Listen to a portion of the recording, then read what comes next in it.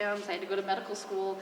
My curriculum was the same as any other doctor, except that we have an extra year of mandatory classes that include about 9 botanical medicine classes, 7 or 8 homeopathy classes, physical medicine classes, and about 9 nutrition courses. So we have a lot more education than a regular MD straight out of school, but then we don't specialize in anything. We're all primary care physicians, right? We're not like nephrologists or anything like that.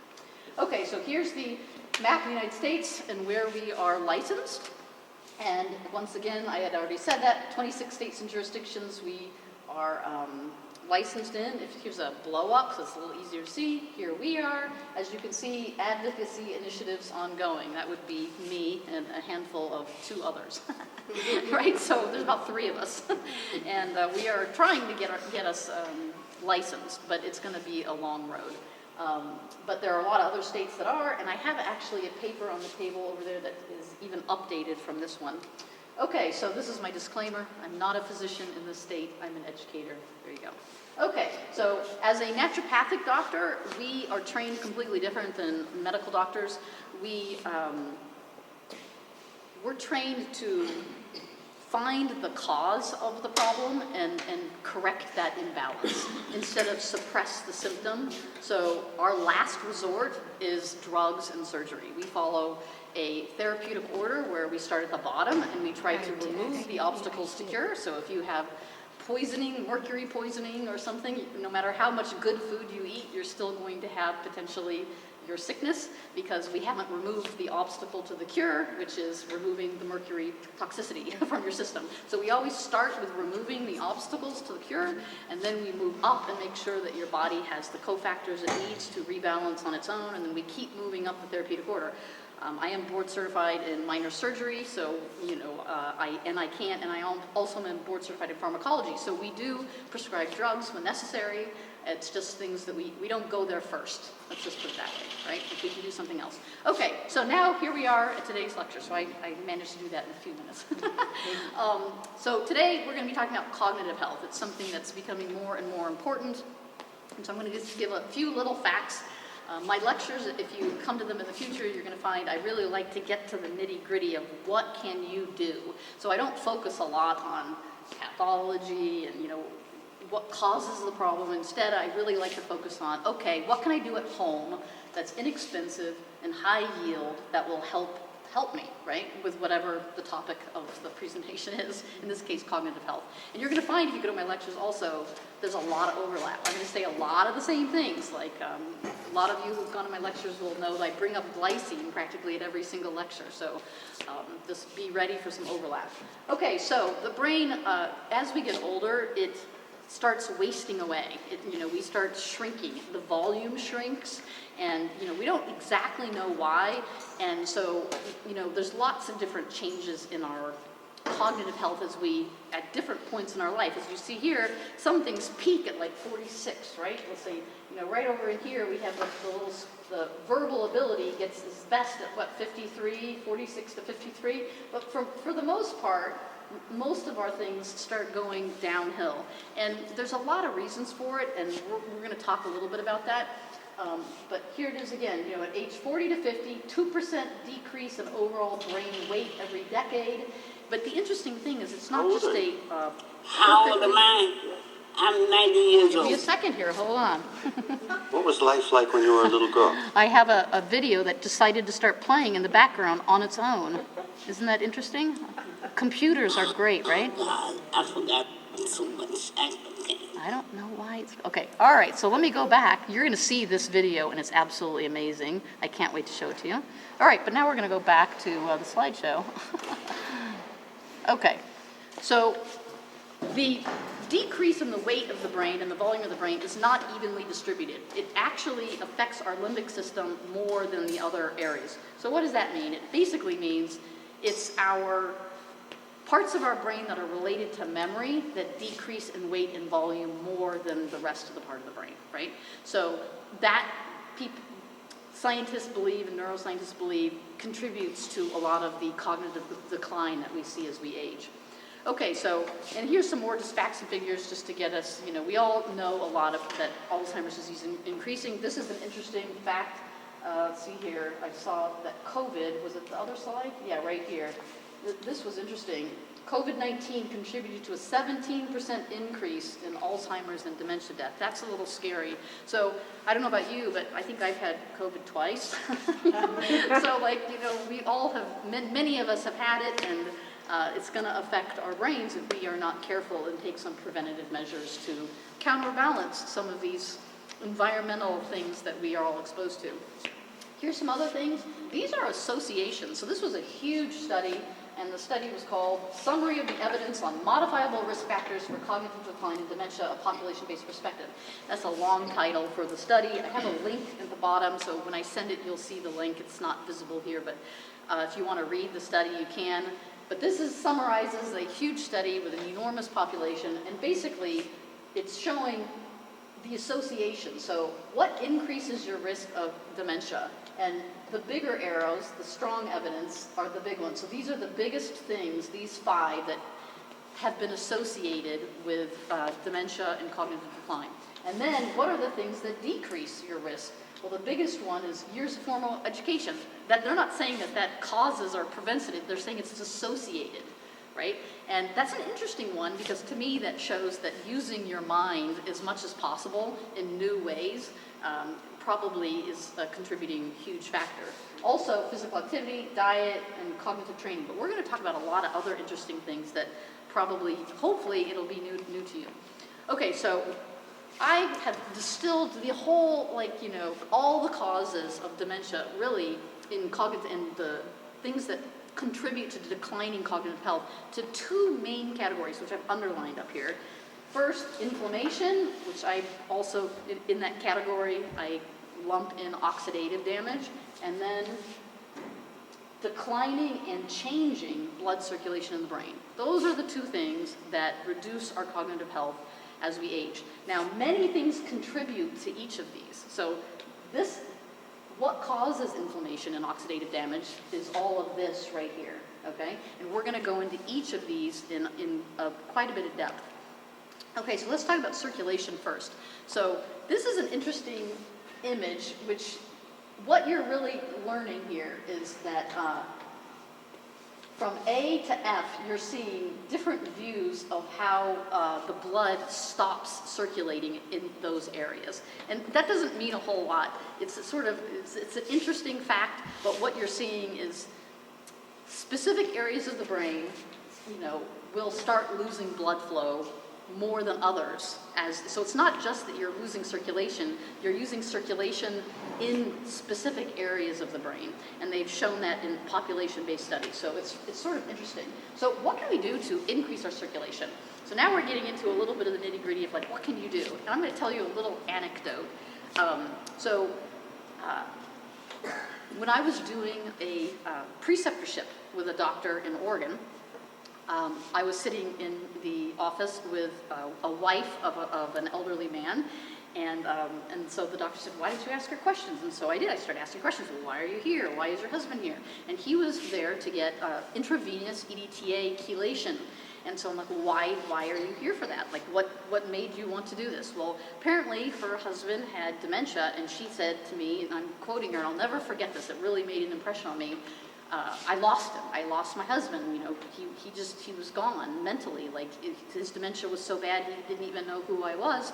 So I came here. We did a bunch of tests, you know, with the doctor who I was precepting with, and we learned that his blood circulation wasn't well. So if it's not well in the rest of his body, it's probably his brain's not getting a lot of enough blood to function properly. So they decided to do chelation therapy. And within 2 sessions of chelation, so he only went back twice, he's completely back. She said, my husband came back, and then she started sobbing when she told me the story. So two sessions of 20 minutes of EDTA, and her husband came back, right? And to me, I'll never forget it. And so then I started talking to some other people, you know, who came in, and they had similar stories, right? So it was not just one, it was multiple stories, but I still remember this one moment because she started sobbing. She's like, I couldn't believe it. He's been back ever since. And so now he does regular, her husband comes for regular EDTA. And so what is EDTA? It's a long name that I think I have on another slide here somewhere. oh, here it is, calcium disodium ethylene, and so you can read that because I can't pronounce it. So it doesn't really matter what it means. It's a chemical that they use that chelates, and chelates means it binds to things, and it has a preference for calcium. It really likes calcium, so it will stick to the calcium, the theory is, in your arterial walls, and it will basically clean out the calcium and the plaque that's clogging your arteries and preventing blood flow in your brain. And so it can, now it doesn't do this for everyone all the time. It's not a 100% track record, and if you read about it online, you're going to see there's a lot of pros and cons to EDTA.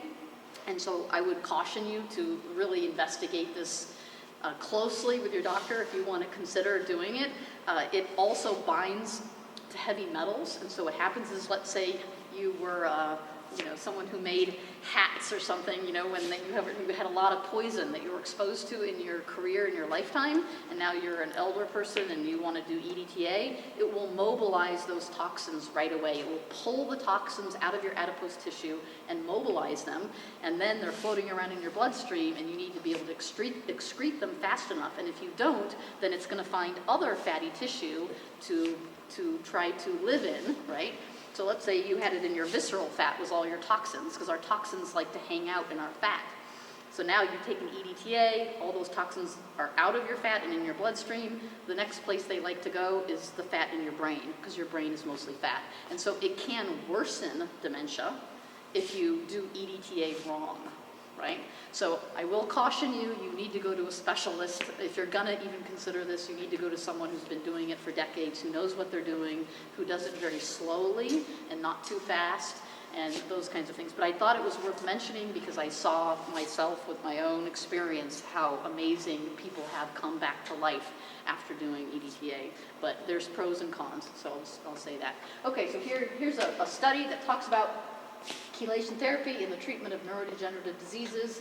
And what is interesting is, I took some quotes from the study. The presence of toxic metals are always significantly more elevated in neurodegenerative disease patients, and so compared to healthy controls. And the EDTA removes toxic metal burdens and improves patient symptoms. So those are the two things EDTA does, is it removes toxins, which contributes to dementia, and it also helps open up your arteries and clean them out. So that's great. Okay, so now we're going to go about, so how does blood flow, how does aging, affect blood flow to the brain? So this is another sort of interesting study. What it's showing is that different parts of your brain, the gray matter versus the white matter versus other types of parts of your brain, are affected differently with aging but all three types of brain tissue go down, and in terms of blood flow in your brain as you get older. Okay, so what are some other things that affect our brains and our brain health? And one of them is cortisol. So chronic stress our whole lives, because all of us are exposed to tons of stress in our lives, and many of us have chronically elevated cortisol levels. And cortisol is a hormone that causes oxidative damage. So you don't want chronically elevated cortisol. This is something that if you want to keep your brain healthy, you need to figure out how to decrease your cortisol level. And in some of the studies I was looking at, the consequences of high cortisol on the brain is specifically the areas of the brain that are in charge of memory and memory formation. So we got to figure out how to decrease our cortisol, which I'm going to go into. Okay, so here's another study that shows how circulating cortisol affects different brain structures. It's just another saying the same thing as I've been saying before, so I'm going to keep going. Here's the brain and the different areas that study talked about. I'm going to go through a lot of the slides fast, but you can go back to them and click on the links if you're interested and read them. So a lot of this is just a high-level information so we can get to some of the more interesting things. Okay, so a lot of people call Alzheimer's disease type 3 diabetes. How many of you have heard that term? Yeah. So what do they mean by that? Because that's not an official term. It's sort of just a term that we've tried to create to get the idea across that Alzheimer's is caused or is associated with chronically high blood sugar in your brain specifically. And so what happens is, it's the high blood sugar and the low blood sugar, the highs and the lows that we have found affect your brain health. So what happens is you may have a really good A1C, so I don't know if you know what A1C is, but it's like your 3-month average of your blood glucose. But the thing is, if you're the green person or the red person, you have the same A1C because it's an average over 3 months, right? So you still might be in trouble. Like just because you have an A1C of 5.2, you might still be having high highs and low lows. And so it's really important to train your body to cut off the highs and to cut off the lows. You want to squeeze that. You want yours to look like that, okay? And there's ways to train your body to do that, to not have high responses to different foods and to not get super low either. Like for example, it's called fat adaptation, which I'm going to talk to you about in a few slides. And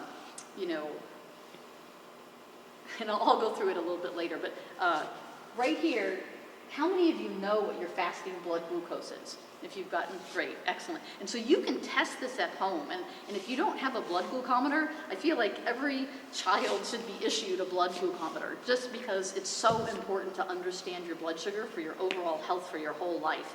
And checking this in the morning is very informative.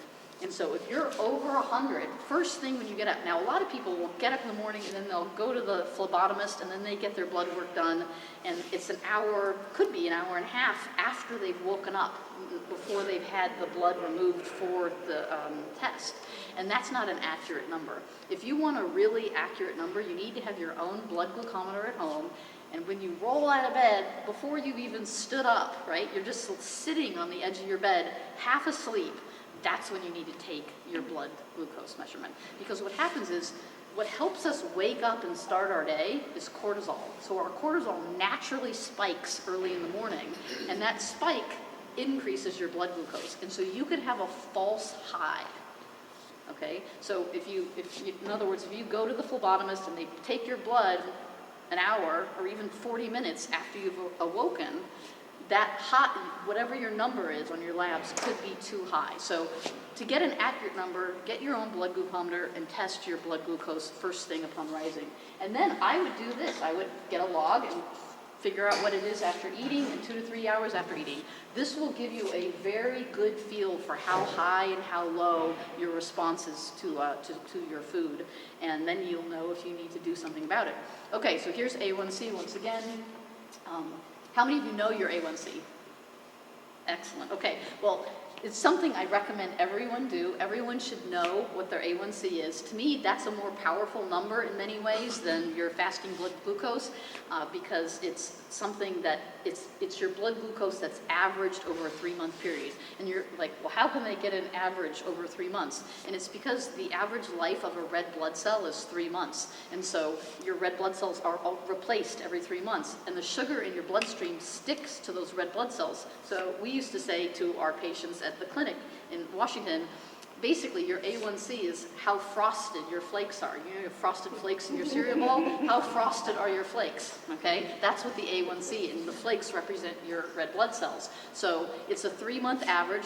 The sugar doesn't stick to the red blood cells right away. It takes a while to accumulate, and it gives you a very accurate feel for how much sugar is in your blood from an average standpoint. So to me, that's an extremely important number, and more important than fasting blood glucose. Okay, so I'm going to go through these a little. There's many different neurodegenerative diseases like Parkinson's disease. There's just so many different ones, and we're going to talk about a couple of them here. Alzheimer's is just one of them, but they're all related and seem to be overlapping in a lot of ways. And blood sugar is related to all of them because it causes a mitochondrial dysfunction, which I'm going to go into a little bit more. If you have chronically high blood sugar, or even if you have high highs and low lows, but your A1C looks fine, right? So you really need both measurements. You need to know how you're responding to your food, which you have to check with a blood glucometer, and you need to know what your A1C is. You need to know both. You need to have all the information to see how you're doing. Otherwise, you might think you're doing fine, and you may not be. As an experiment with my classmates, because I was older than most of my classmates' parents, because I went to medical school late, they were saying, oh, Deb, there's these great bars in the bookstore, these power bars, because everyone's hungry in class. We have these 4-hour classes, right? So as soon as we have a break, everyone runs to the bookstore and buys some quick food, right? And there's like low-carb protein bars or whatever. I'm like, these are good. I'm like, no, you don't understand. They're not. And they're like, no, it says it right on the label. I'm like, okay, well, the only way you're going to know how your body responds to a low-carb, high-protein bar is if you prick your finger. So I said, I guarantee you my blood sugar will go through the roof more than a candy bar. Okay? And so I proved it to them. So I went in, I said, okay. And so they're all sitting, we're in a big auditorium, and my friends are looking over my shoulder, and I pricked my finger because they didn't own a blood glucometer, but I did, because diabetes runs in my family, and so I've been interested in this for a while. So I pricked my finger, and my blood glucose, very hungry. I had not eaten at all. I had fasted all night long, and it was like, 9 a.m., and I hadn't had anything to eat. I said, okay, this is me hangry, right? This is my blood sugar when I'm really hungry. And I pricked it, and it was like 87. That's awesome, okay? Because that means even when I'm really hungry, my low doesn't go low, right? My low stays in that green. But how am I going to do after I eat, right? How do I do? So then I said, here's the bar, the low protein bar that should not raise my blood sugar, right? So I ate 1 bite of this bar. That was only about 3 bites worth. They make them so small, the big wrapper. So I had a third of the bar, but it was 1 bite, and I'm chewing it, and I waited like 2 minutes, and I checked my blood sugar. It was already at like 95. That's like 2 minutes. 5 minutes later, I was at 120, okay? Then 15 minutes later, I was like at 145, which is crazy. That's super high, right? And I'm like, okay, so all you little ones, you guys, and I'm like, oh my God. I'm like, okay, so don't believe the wrapper. Then the next day I came and I brought a piece of bread, and I did it with a piece of bread. That raises my blood glucose too. For me, bread makes it go just as high as a power bar, right? The third day, I brought a piece of chocolate, dark chocolate. Didn't do anything. I think I got to like maybe 98 with a dark chocolate bar, right? And I ate the whole thing, which I would never do, right? And it didn't raise blood sugar. So the point I'm making is you need to really find out what your body does, and it's going to take some finger pricks. You got to prick your finger and see, okay, I just ate a big bowl of pasta. You may be someone who can eat a bowl of pasta and it doesn't go up high, but a piece of bread's going to, sourdough bread or whatever, you don't know how your body's going to react. Me, rice is fine. I can eat a bowl of rice and my blood sugar won't go up. But other people, if they eat a bowl of rice, their blood sugar goes way up. Potatoes, that'll make my blood sugar go way up, right? But not rice. So, you need to just start figuring out what works for you and what doesn't. So you can then know how to combine foods so you won't have a spike. Because if you eat a potato with butter, I can make my spike go down because I'm combining it with fat. Okay, so remember, the objective is to get the highs not so high and the lows not so low, so that way you can get, you can be regulated. And you have to learn what foods and what food combinations can do that. Okay, so Alzheimer's disease, high sugar diets are linked to increased deposition of beta amyloid fragments in your brain, suggesting that brain's insulin resistance may contribute to AD. So, Alzheimer's disease. So, insulin resistance, when you eat food and your blood sugar goes way up, okay? That's insulin resistance, because what happens is your insulin, insulin is what is secreted into your blood to remove the sugar from your blood, okay? So you're not being able to remove it fast enough, right? And so, so a long time ago, the doctors, the way they would know if you were diabetic is they would have you pee and see if ants would be attracted to your urine. Because what happens is if you can't take the blood, the sugar out of your bloodstream and put it into your tissues, then you're diabetic. You pee it out. You pee out all the sugar, okay? So what gets the sugar? So diabetics, if you're severely diabetic, you'll start losing weight. And the reason why is you're eating all this food, but you can't get the nutrients into your tissue. It's in your blood, and then you pee it out, right? So you're just peeing out all the food you eat. And so insulin is the hormone that is secreted by your pancreas, so that way you can take hold of that sugar and pull it into your tissue. Now, if you have too much sugar in your blood, what are you going to do with that sugar? Well, it becomes adipose tissue, right? But you can also, if you walk right after you eat, let's say the instant you eat your last bite of food, literally, the last bite of food. You put your fork down. If you go on a walk, it has been shown in studies, your muscles in your legs act like a sponge, and they just soak up all that sugar right out of your bloodstream. It's one of the best things to do, is just walk for 10 to 15 minutes. I'm not talking power walk either, just walk 10 to 15 minutes after you eat your meals. And it's one of the best things for your blood sugar. So what happens, so it says, okay, the synthesis of ketone bodies, and I'll talk about that in a while, leads to specific neurological benefits, including reducing inflammatory apoptotic mediators, improving mitochondrial function. So all of this is saying is, you need to train your body to burn fat and glucose as fuel, okay? And so most of us, we get hangry, and as soon as your body is like, I'm hungry, you immediately give it a carbohydrate, and you have to stop doing that. That's how you get your blood sugars regulated, is you train your body to burn fat and burn glucose both. And most of us are going to be very resistant to this because our body's like, no, I'm just going to scream a little harder, and I know she'll give me that donut, right? And but you got to like resist it.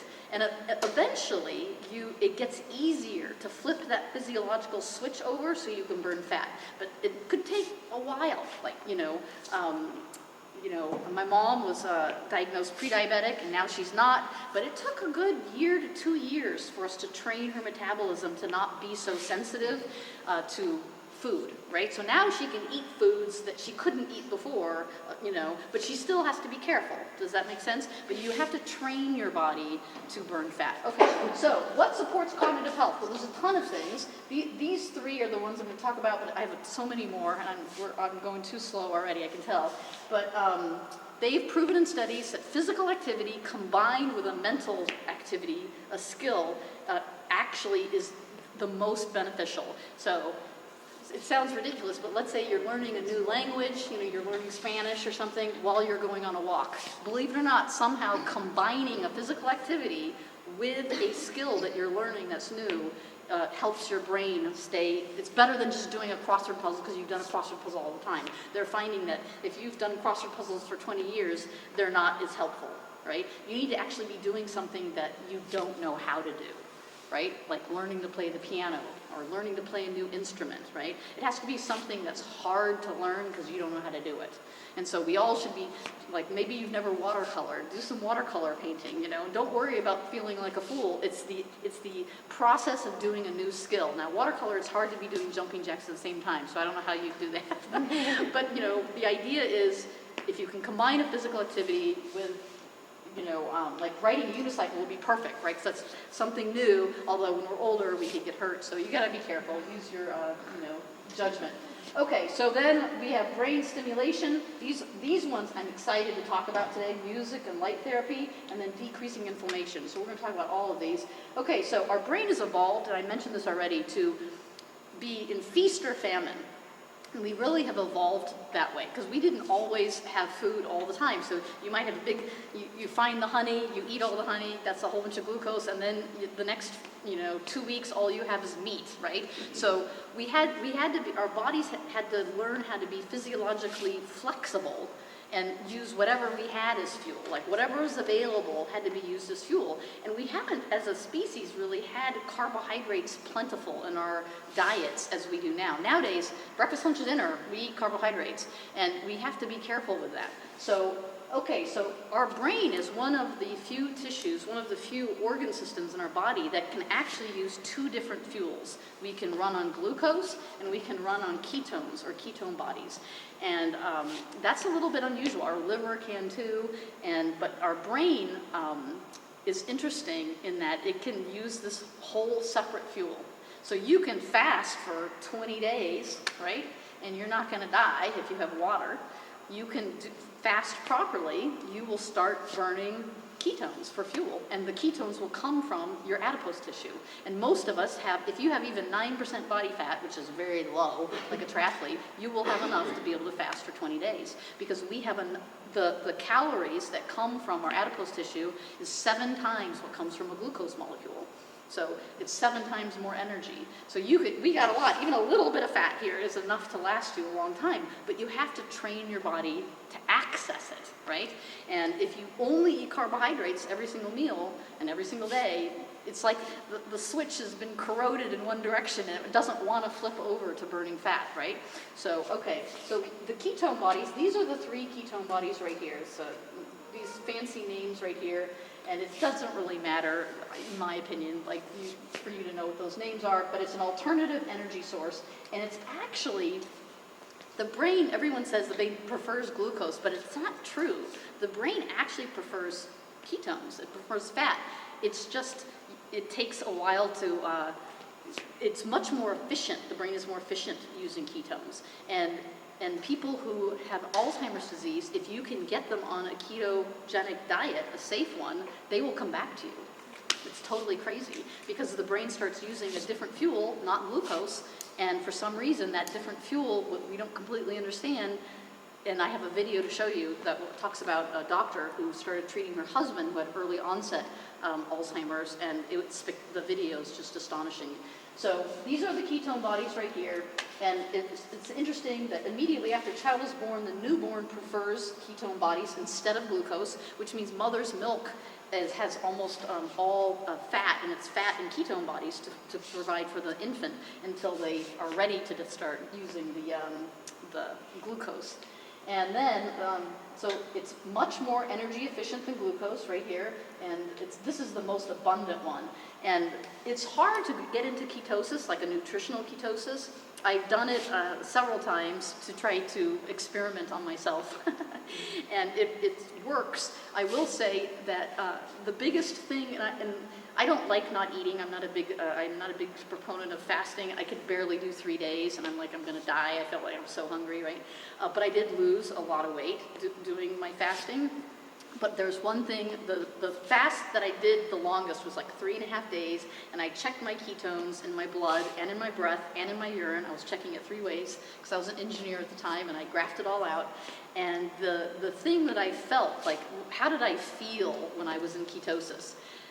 I felt like my brain was on fire. Like, I'm an engineer, and so I'm a 20-plus mechanical design engineer, and I couldn't write my ideas down fast enough of things I wanted to invent. You know, like my brain felt like it was a superpower. So I do know from personal experience that when my brain runs on ketones, I feel like I'm a genius. Now, other people may think that that's not true, but like for what it felt like to me, like I started making mental connections on how to design things and solving problems that I was stuck on before. So I was like, okay, when I go to medical school, I'm going to go into ketosis before my board exams, and I never did it because I hate fasting. But so I didn't have the willpower to do it. But it does, from personal experience, affect your brain tremendously. Okay, so what happens is, where do you get ketones? Well, you get it from onboard adipose tissue, but you can also get it from exogenous, that means food that you eat, fat that you eat. And there are some foods that will encourage your body, almost push you into ketosis, which is interesting.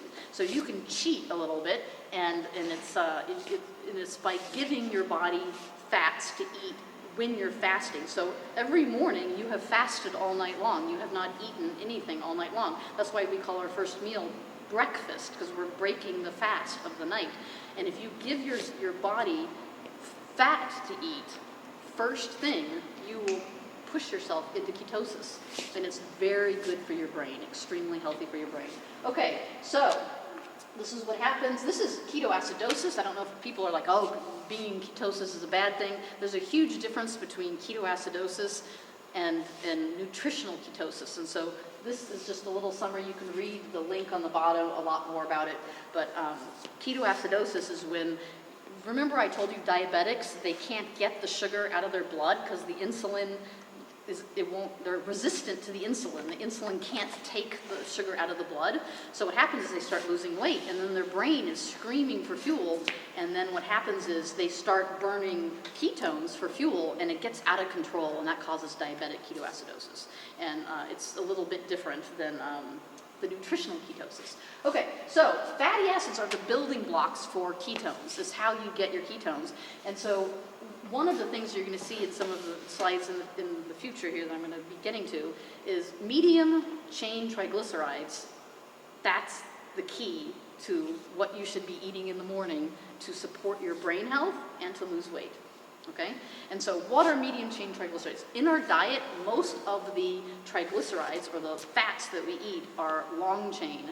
So we want medium and short chain. Those are the ones that will affect your brain health and help you lose weight and stimulate you to enter nutritional ketosis. So this is chemistry. It's hard to describe. I don't want to go into this too much, except why is it called a medium chain triglyceride? A triglyceride just has a glycerol backbone and then 3 carbon chains. And so what makes it a medium chain is 5 to 12 carbons, right? And so a long chain would be 13 to 18, and short is like 1 to 5, right? So that's what a triglyceride is. It's just a fat, and it's the length of the carbon chains, and these are the carbon chains. And 3 of them are attached. If it's a triglycerol, that means there's 3 carbon chains, right? And so glycerol, that's just what, it's the backbone that it's attached to. So that's just a little chemistry lesson for you. So where do you get these, right? And so people ask a lot of questions, like, you know, saturated and unsaturated. It gets very confusing. So I will say, if you're interested in some super informative videos, and I might actually show you a couple of them, but I will talk to you about this person right here. This is Dr. Mary Newport. She's written these 2 books right here, and then this gentleman here is an ND. Do you see that? ND. And he based his books on her story. So really, like, but he's more famous, which I think is interesting. But he bases a lot of what he talks about on her story. So I'd like to go to the horse's mouth, right? This is the really interesting section of her video. But basically, this woman, she noticed when her husband turned like 40, and he was a genius. He started having some mental decline. He started putting his one shoe on his foot, and the others would be barefoot, and he'd be walking around. It got worse and worse. He was in his 40s when this was happening, and his mental decline just started going down. He couldn't even go to the post office. And so she's a doctor, so she started looking into some, I'm summarizing here, what are some medical studies that he could, you know, because she's into drugs and everything, you know, what are some, you know, trials that he could do for some new drugs to help his brain, right? And she found this one trial that, and she got her hands on the paper that had this one element that within one taking of it orally, you would have amazing results, okay? And that's what that minute 450 to 555, if you want to fast forward. And basically, within one taking of this element, his brain, he like came back to her. And it was medium chain triglycerides derived from coconut oil. That was the primary ingredient in the study. So she then she tried to get him in the study, and he failed. His MOCA score, which is this test they make you do at the doctor to try to gauge your cognitive health, he was so low, he didn't qualify for the study. He was like at severe dementia, right? And so she's like, well, I have to give him this medium chain triglyceride. Where do I get it? And she researched and found that 2.5 tablespoons, which is a lot, of coconut oil will give you the equivalent of a therapeutic dose of medium chain triglycerides. So that's what she started doing, and he came back to her. And so these 2 books are about her story and how she figured out that the coconut oil low carb solution, getting him into nutritional ketosis first thing in the morning, would bring him back, bring his brain back to, you know, and it's just a fascinating story. Okay, so this also talks about it. I've had people ask me even recently about, you know, well, isn't coconut oil bad for you? It's saturated fat. And like this video right here is fantastic. And he talks about why coconut oil is okay, because 70% is medium chain triglycerides. That's why coconut oil is really good to use. So like, for example, in our family, because we're trying to work on our cognitive health, we make what I call fat bombs. Right? And we buy these little candy molds, the silicone candy molds that are flexible, and each of them are about 1.5 tablespoons worth of, you know, whatever you put in them. And we mix coconut oil with cacao powder, so cocoa, right? And then some of those sweeteners that are on those tables, and we blend it up and then pour it in there, and we make a little chocolate truffle, and then we eat that with our coffee in the morning. And that's the way we get our morning, you know, coconut oil in our diet. Isn't that right? And mom's like, yes, and I have to make them, and we go through them very fast, right? Anyway, so, okay, that's a really good video to watch, though. Another way to get some medium chain triglycerides is this. So if you've heard of MCT oil, that's what it is. It's coconut oil, but they derived and they just distilled just the medium chain triglycerides out of the coconut oil. And you can turn it into a powder, and there's different ways of turning it into a powder. This is the one I use. There are ones that have the dehydrating method might be a little bit more healthy, but this is the one I've used for years. You can get it in a 2-pound container, and the powder I find causes me less digestive distress, because eating fat like coconut oil on an empty stomach in the morning can cause people digestive icky feeling. It did for me. Apparently that goes away with time. I have never been disciplined enough to figure that out, so I usually just use this. And I put a big scoop in my coffee in the morning, and it tastes like cream, and it's delicious. It's not, it dissolves really well, and it's delicious, you know. It has no taste. It does not taste like coconut. This one doesn't. I have had some MCT oil powders that do taste like coconut, and I don't like that in my coffee. I just want it to taste creamy. Okay, so some other things you can do to train your body to be metabolically flexible so it will start burning fat sooner is you need to do intermittent fasting and carb cycling. And so these are two really good books that talk about both of them. Intermittent fasting, you can do daily intermittent fasting, and that's where you don't eat. You keep your feeding window to 6 to 7 hours. So, like, let's say you have your first meal at 11 a.m., right? Then your last meal would be like 5 p.m., and then you don't eat anything till 11 a.m. the next morning, right? That would be keeping your feeding window to 6 hours, right? And if you can restrict your feeding window to a small, and so some people start with an 8-hour. They give themselves an 8-hour window, right? So you can have breakfast at 10, and you can still have dinner at 6 or something, but then don't eat anything the rest of the hours, right? And that would be daily intermittent fasting. And I've been doing that for years. And, you know, it works really well to help you lean up, so it'll help you lose weight, but it also trains your body to start burning fat and keeps that blood glucose and blood sugar level a lot more equalized. And then carb cycling, it's not like you can't eat carbs, but you need to give your body a break from carbs so it will learn how to burn fat for your fuel for your brain. So if every meal, breakfast, lunch, and dinner, you're always giving your body carbs, then it never learns how to burn fat. And I have some graphs to show that. That's called being fat adapted. Fat adapted means it's easy for your body to start burning fat for fuel, okay? And if you combine these two methods, it works really well. So this carb cycling is where you go low carb. I'm not saying no, just low carb for 2 or 3 or 4 days, and then on the 4th or 5th day, you eat carbs. A lot, like you make that the major part of your diet for like the 5th day.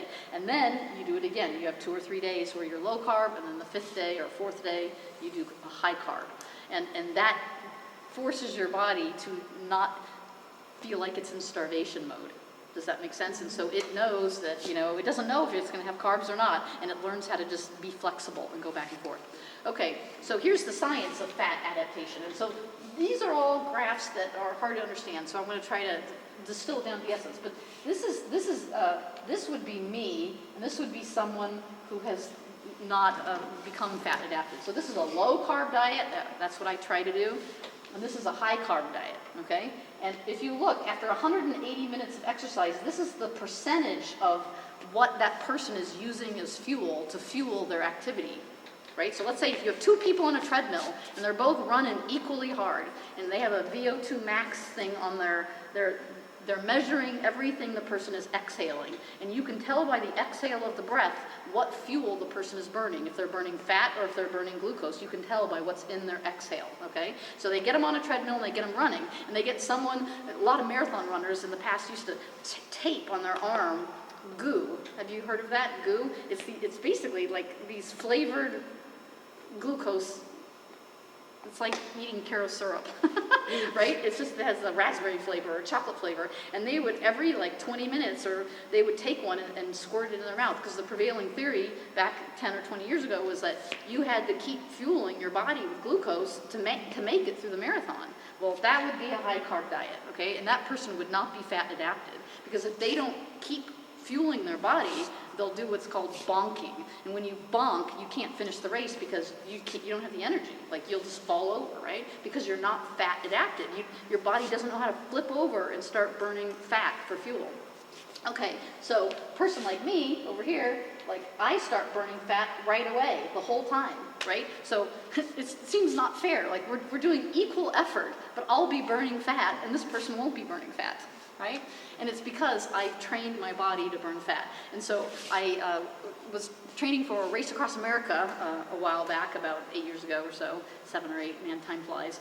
And I was training with this other person who's an Ironman triathlon. She's really good, really strong, really buff, man. She could do an Ironman triathlon. But she was this person right here. And she's like, well, you gotta get energy drinks. We're gonna go on a 60-mile ride, and you're gonna have to make sure you've got enough food and everything. I'm like, I'm not bringing anything. I'm just gonna bring 2 bottles of water, right? You know, for a 60-mile ride. I'm just gonna put 2 bottles on my, and they're like, you gotta put energy powder in it. I'm like, no, I don't like energy powder. And she's like, you're not gonna make it. And I looked at her, I said, well, let's see if I make it or not. I'll bring some. She's like, you gotta bring something just in case. I'm like, okay. I said, I've never bonked in my life. I don't bonk, right? I'm not a bonker, right? So I did the full 60-mile ride on water, and I wasn't even hungry. It's just because I've trained my body through a lifetime of fasting to learn how to burn fat, and I don't get hungry. So you can do it, but it's hard at first. And so that's what this is showing is, you know, like fat oxidation, low carbohydrate diet versus a high carbohydrate. They're burning more fat, that low carbohydrate diet, right? And it's not fair. It's just not fair. But it's true. Okay, so now we're going to talk about sleep. Sleep is one of the most important things for cognitive health. Absolutely one of the most important things. And so I'm going to spend a lot of time on it, but I'm going to flip through the slides quick because I have a whole nother lecture on it that you can go watch on YouTube. So if you find anything I'm saying interesting about sleep, go watch this hour-and-a-half other lecture. But I did repeat a lot of slides here. Our sleep, we sleep in stages, okay? And we repeat these stages all night long, okay? And what happens is our brain waves go through different levels and we repeat it. Now, and so some studies will call it N1, N2, N3, and REM, right? And that's the stages of sleep, and then you repeat, okay? And the stages that we care about for cognitive health, okay, is this one right here, N3, or is called slow wave sleep. And you know, as a scientist and medical doctors, we like to have 18 words that mean the same thing. So another word for it would be gamma wave, another word would be delta wave, another word would be deep sleep. All of that is saying the same thing. So when you read in a study, you'll see them call it deep sleep, stage 4 sleep. You know, you'll call it delta wave sleep. They're all saying the same thing. Okay, that's this bottom area right here. Okay, and for cognitive health, you want to maximize the amount of time you're in deep sleep because it acts like a pressure washer for the brain, and they've proven in studies that delta wave sleep cleans out all the amyloid plaques, okay, in your brain. Now, so you're like, okay, but if you notice, it's not the same. Every cycle is not exactly the same. The beginning of the night, your first 1 to 2 to 3 cycles is when you get your delta wave sleep, right? Okay, so here's another picture of the same thing. So you've got deep sleep, deep sleep, deep sleep. But do you notice it's longer, and then it's shorter, and then it's shorter, and then it's non-existent, right? So what you're seeing is that you get your deep sleep early in the night. That's when you get it. It's early, okay? And it's based on circadian rhythms, which is based on light that hits your eyes. Which means, okay, I go to bed, let's say 1 a.m. I'm going to stay up late and go to bed at 1 a.m. You're going to miss all of this. It doesn't matter if you still sleep till 10 a.m., right? Because it's not about the length of time, it's about the light that hits your eyeballs, okay? So you need, so you really, really need, if you, as an older person especially, we need to go to bed early. And it's funny because older people that I know say, oh, I got to go to bed late, right? You're robbing yourself of the deep sleep that cleans your brain. Okay, so I'm going to prove it. So here's, once again, slow wave sleep, deep sleep, gamma wave sleep, restorative sleep, we're saying the same thing. It's this right here, the slow wave, deep restorative sleep that will clean the amyloid plaques out of your brain. Now, this is a very complicated slide here, but I want to talk about it a little. And deep sleep is associated with dreamless sleep, and it's the increase in cerebrospinal fluid that cleans the amyloid plaque from the brain. Now here, the REM sleep is also important because that's where memory consolidation happens. So memory consolidation is like, so deep sleep, the way I like to describe it to people is, when I was in medical school, I learned all this new information. It's like drinking out of a fire hose every day. You learn all this new information. That's in your short-term memory. Now you got to get it out of your hippocampus, short-term memory, and you got to get it into your long-term memory. Deep sleep does that. Deep sleep is the transfer of your short-term memory to your long-term memory.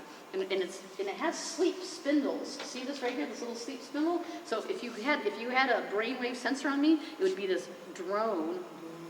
You could sense that I'm in deep sleep, and then it'd go beep, beep, like that. That's what you would sense on if you were measuring my brain waves. And the scientists have learned that little spindle is like sending it from the hippocampus into your long-term memory. Okay? So you will not, so I could learn every single day all this great information, but if I miss my deep sleep because I'm staying up till 1 a.m. studying, it's never going into my long-term memory, which means 3 weeks later when I take the final exam, I can't remember any of it. Right? But I remembered that I learned it, but then I keep forgetting it. I can't get it to stick, right? And that will happen if you don't have deep sleep. You have to have deep sleep in order to transfer your short-term memory into your long-term. Now, how do you retrieve it? Okay, so now I got this information, and I want to be able to retrieve it, right? Well, that's where memory consolidation happens. And the way you retrieve your memory is, so let's say you learn that apples are red, and apples are a fruit, and apples have pectin, right? And an apple a day keeps the doctor away. Those are all different discrete pieces of information, and you filed them together. It's like you have apple, and you have keeps the doctor away, has pectin, is red, is round, right? And so then we take it and we find all the storage cabinets and we say, we're going to put it in the round cabinet, we're going to put it in the fruit cabinet, we're going to put it in fructose, and so now that's how you access it. That's memory consolidation. We figure out where to put the information we learn. What have we already learned in our life that is related to what we learned, and that's REM sleep. So if you want to be able to retrieve your memories, you need to have REM sleep, and REM sleep happens more at the end of the night. Right? That's where dreaming happens. That's memory consolidation. Okay, so strengthening neocortical memory representations. That's like the apple, the round, the fruit, how we relate the information. Okay, so now what happens is it's harder as we age to go into deep sleep and to get good quality deep sleep because of how our brains age. Our melatonin goes down. Melatonin is what helps us go into deep sleep. And so, this is a problem. Our human growth hormone also, decreases as we age. So, this is what happens to us as we age. It's so sad, right? We spend more time awake, we have less REM sleep, and we have less deep sleep as we age. And so that's why our memory, we have harder time retrieving memories because we don't have memory consolidation and we don't have good memory transfer from short-term to long-term. Okay, so here's a sleep comparison of young people versus elderly, right? And look at it, the pattern looks totally ridiculous. This is a nice pattern. It goes into deep sleep again, then less deep sleep, more REM. This is a normal, healthy pattern like I showed you at the beginning, right? That's a young person. This is us right now, okay? I'm 50. So I've hit this, and you're going to get to see it because I've measured mine, okay? So this is here we go, younger person, you have deep sleep, and then less, and then here you are older, you don't even get into deep sleep. Some of us, right? That's why the amyloid plaques start building up and we start having problems. Okay, so this is me. This is my sleep. I've measured it, right? So if you look, you can't see it very well, but if you look, that's my deep sleep. That's my deep sleep. That's my deep sleep. This one was weird. I got a few little snippets over here. But if you look, most of my deep sleep happens early in my sleep, right? But it looks very sporadic because I'm a horrible sleeper, which is why I track it. So if you look, this is a ring right here. It's called the Oura ring, and I have it on my finger right here, and I've worn it for 8 or 9 years. And I've been tracking my sleep for 8 or 9 years because I'm an insomniac. And I'm trying to figure out, going to help me sleep? Like, is it 2 glasses of wine, or is it wine after 6 p.m., or is it, I'm exercising too late in the day, or is it because I ate meat, or if I ate fat, or, I'm trying to figure it out, right? Because we're all different. And I have found the things that help me sleep at night. I know what to do to help me go into deep sleep. So if you look here, this is a typical pattern for me. Going to bed later than I should, because I know 9:30 is my sweet spot. That's when I get the most deep sleep for me, is 9:30, which is very early to me, right? But it works if I can do it. And all my deep sleep happens in this early part, and then I don't get any, right? So that's me, and if you look, I have 1 hour and 4 minutes of deep sleep. As an older person, 50 or older, you absolutely need a minimum of 1 hour. Most of my classmates had 2.5 hours of deep sleep a night, and I was getting 1. Barely made it through medical school. It was really hard for me to transfer the short-term memory to long-term memory, right? So 1 hour is the minimum that you should be shooting for. And then, light sleep, I got tons of it. I'm awake, tossing and turning at least an hour and 20 minutes. And then REM sleep, 1 hour and 51, that's pretty good, So tracking your sleep is really important if cognitive health is something that you want to make a priority in your life. But you also can take my tips that I've learned, which is go to bed early. Go to bed early. Force yourself. Figure out how to go to bed early. You got to figure it out. That will help your brain health more than almost anything besides blood sugar regulation, okay?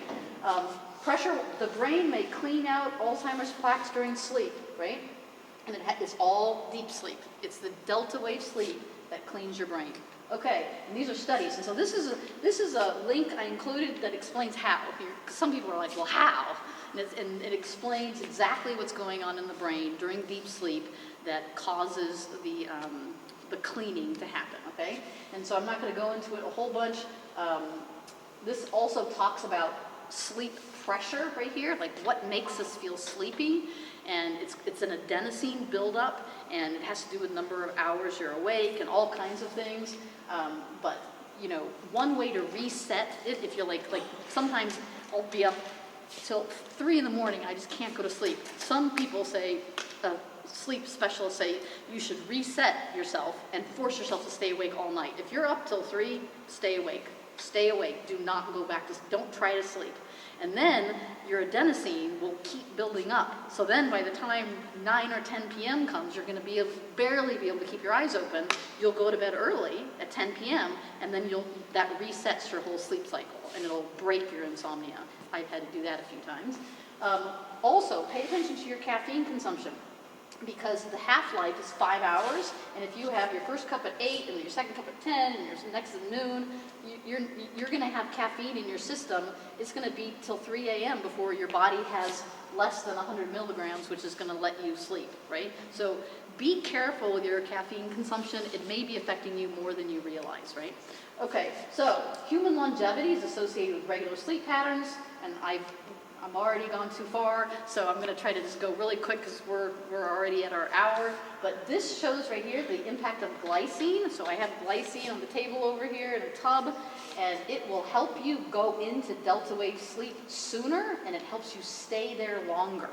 Okay, so so glycine is something I think everyone who is 45 years and older should be taking at night to help them get into delta wave sleep sooner, stay there longer. It'll help your cognition. It also helps you build lean muscle mass because it's an amino acid.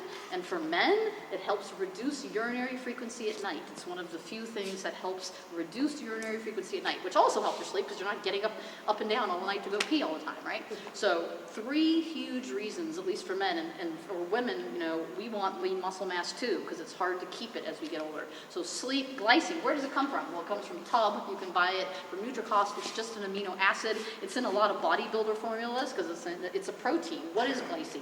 It's in steak is what it is. It's an amino acid in steak. But the highest food form is pork rinds. So if you like pork rinds, go on ahead and eat them. You would only need a small handful of them to have a therapeutic dose. And if you want to snack on those before bed, that's fine with me. It's not going to raise your blood sugar, so I'm okay with that.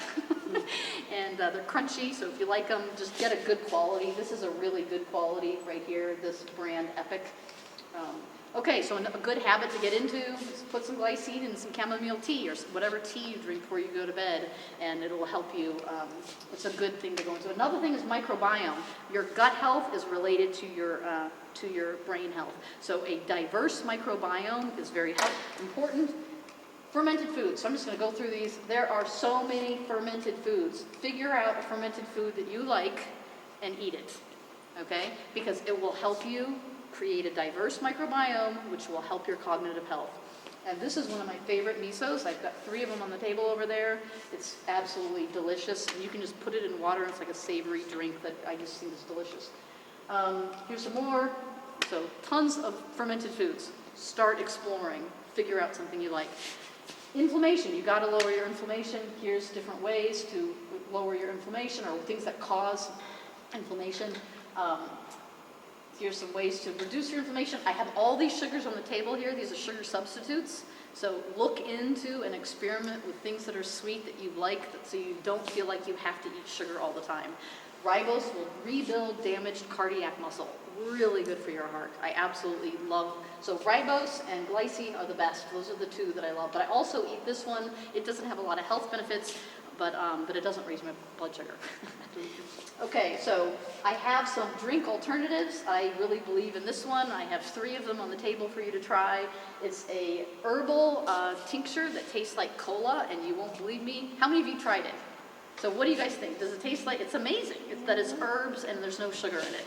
So if you like Coke or if you like root beer, there are alternatives that you can use. You mix it with carbonated water. It's absolutely amazing. And astragalus, these are all super medicinal and cancer fighting, and they're all just, it's amazing. I was going to make my own, but why when I found this? I'm like, it's not worth it. I'll buy these.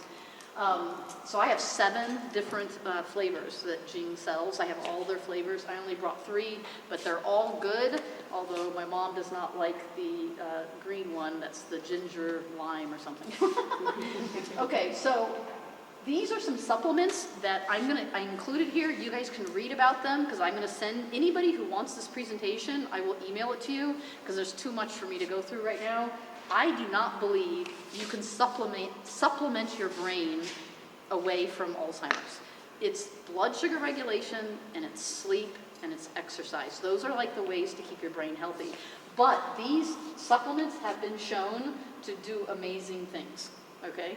And low-dose lithium is a little bit awesome, actually. I tried it myself.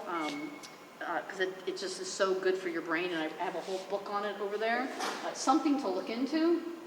Glynac is a supplement, which is just glycine plus N-acetylcysteine, so I have both of those over there. And so glycine we already talked about, super good for brain health. You can read the study all about it. It reverses cognitive decline. That's amazing. So once again, yet another good thing about glycine, right? And then here it is, Glynac, which is glycine and N-acetylcysteine, does all these things, and you can read the study. Phosphatidylcholine is a type of lipid that keeps your cell membranes functioning, which they find is damaged in people who have Alzheimer's and cognitive decline. So phosphatidylcholine is something you could look into taking.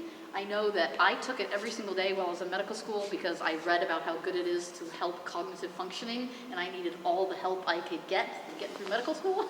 So I have that one right here, and did it work? I don't know, but I did take it, and there's, phosphatidylcholine is a major source of neurotransmitter, and you can read all about it here. It says that it improves memory in mice with dementia. I was hoping it would improve memory in people going to medical school in their 40s, and I think it did, maybe. But acetyl L-carnitine is another one. There's lots of studies about it, but I'm going to reiterate. I'm not a big proponent of supplementing your way to not having Alzheimer's. But this one's interesting and worth looking into. And so I have this book right here, over there. You can flip through it. It's absolutely astonishing what we're starting to see. Now, it hasn't been enough like double-blind randomized super giant population studies yet, but it's very exciting and safe.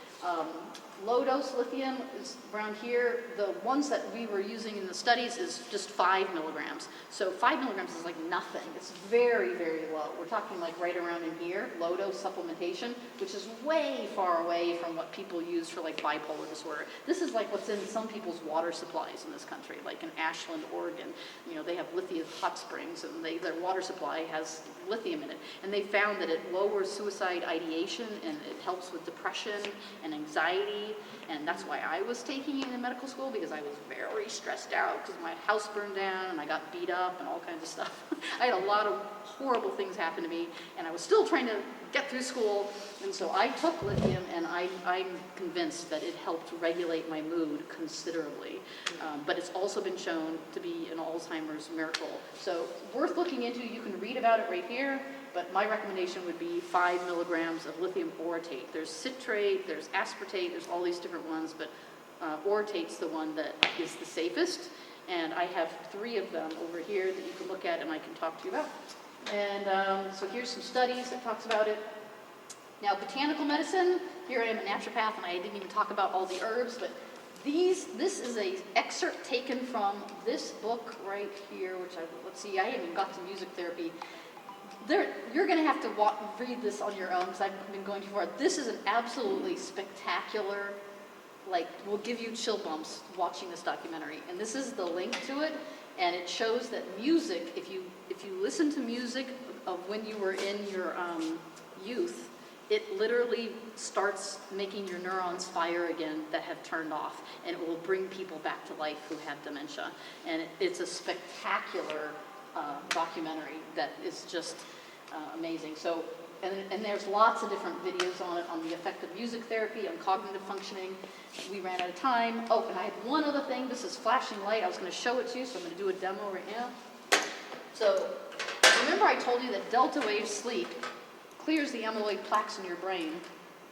Well, light flashing at that same frequency, did I get it going yet? Yes. Hold on, let me try it again. Tell me if it's going. No, it was, and then it Okay, let me stopped. try it again. It stops. Hold on. Still, okay, now, is it starting? Can you guys see that?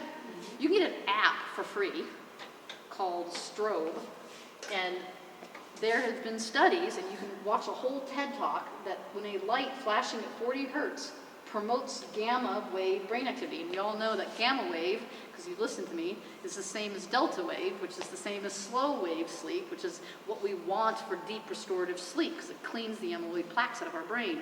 Well, looking at a light in your eyes will promote the same thing for even just a couple minutes before bed. It will promote gamma activity and clear the amyloid plaques of your brain. So this right here is the woman who did the research, and this is a TED Talk. And go to minute 4 and minute 6:27, and you can hear her talk about the studies and what they found doing the research. And it's really, really amazing studies. So, like I said, I always run out of time, but I highly recommend you click on some of these links. They're amazing. This explains why the 40 hertz works, but it's the same reason why delta wave sleep works, because that's gamma waves, right? So you can buy a lamp for $150, or you can use a free app on your phone, right? So it's up to you. You can buy this light kit, which has these little lights, or if you want to spend some money, or you can just use a free app. And there's three free apps that I have that I can show you if you're interested, that I have played around with, and they're all free, and you can use them, and it works great. This one, it has all kinds of stuff, but it is free. That's the one I just used, was this one right here, and I just clicked on this button, and you can you can choose what you want, like how long you want it to go, how long you want it to repeat, all those kinds of things. Get rid of the mercury in your mouth, that's toxins. This is an interesting video, but what you're seeing is a tooth that was rubbed with a pencil eraser, and if you press play, which we ran out of time, you'd see that it's smoking, and that is mercury, and this is a 25-year-old tooth. So that means mercury fillings that you've had for 25 years, every time you brush your teeth, mercury vapor is being released into your body, into your lungs, and into your brain. Okay? You need to get rid of mercury fillings. Okay, so that's that, and you can read all about it, all the research. This is a great video talking about there's no safe level of mercury, and it's been linked to Alzheimer's disease. It's one of the most toxic substances we all have in our body. And And so you can read all about all the studies that prove it. And then, so how do you detoxify? Let's say you have toxins and you've been exposed to toxins. These are all the ways to get rid of the toxins. These are the foods you eat that will chelate naturally. Instead of intravenous EDTA, you can do it with food, much more slowly and over time, with these foods right here, okay? And this clip was taken, and this is a zeolite, which also you can spray into your tongue and it will bind to heavy metals. Very safe. I consider this more safe for older people than intravenous EDTA because it's slower, but you can do it every day and it doesn't cost a lot of money. You can do it at home. And I have it over there. You can spray it if you want, and it's under your tongue. It tastes like water, and it works really, really well to get heavy metals out of your body. And this explains why, what it is, and it's also antiviral, which is a nice bonus. And it doesn't taste like anything. So a lot of the clips that I showed in this presentation came from this book right here. If you are interested in anything I've said today, Dale Bresden, who's an MD, he created a naturopathic program and proved that he could reverse Alzheimer's in all of the people that was in his study, every single one, it was 100%. And so then he wrote these books, and they're absolutely fantastic. And so a lot of the, you'll see, I took screen captures of the book to put them in this presentation. It's just amazing, and it's everything. So this, so he summarizes in the book, he calls it the Recode Plan. So if you had to summarize his whole theory in the entire book of what will help you, your cognitive health, it's this right here, this, and this. That's it. Those 3 slides. That's like the summary of the whole book. And if you look at it, it's almost everything we talked about. KetoFlex is his version, his name for trying to go to train your body to burn ketones, right? And he explains how to do it with his target right here. Exercise, sleep, right? He talks about sleep, how important it is. Stress reduction. Doesn't this sound familiar? It's everything I was talking about in this presentation. Detoxification protocol, right? Make sure you have antivirals and, you don't have any kinds of viruses embedded in your system. Zeolite will get rid of that, by the way. Anything that's embedded that's like a hiding virus somewhere, zeolite, I've had amazing luck getting rid of it. So people who've had dizziness for no reason, a lot of times they'll have a virus stuck in their ear and you can get it out with zeolite. I've had a really, really good luck. And then, just if you read this, everything we've talked about here, it's all in my presentation. And then so other books that I based my presentation on is that one, and these right here, and these. This one I didn't talk about a whole lot, but it's spectacular. I absolutely love this book. It basically proves that your mental functioning goes through the roof if you can not eat in the morning and exercise first thing before you eat, right? And they proved it with high schoolers. And their scores on all their tests and everything just went up. And so they had the kids sign up and voluntarily have PE first thing in the morning before they ate, right? And then they compared the differences in their test scores and their grade point averages, and it was spectacular. So if you can get your butt up out of bed and exercise first thing, your cognitive health will go through the roof. It's a really interesting book. It's just fascinating. And that's it. Thank you very much. I'm sorry I went over, guys. Hey, Dan.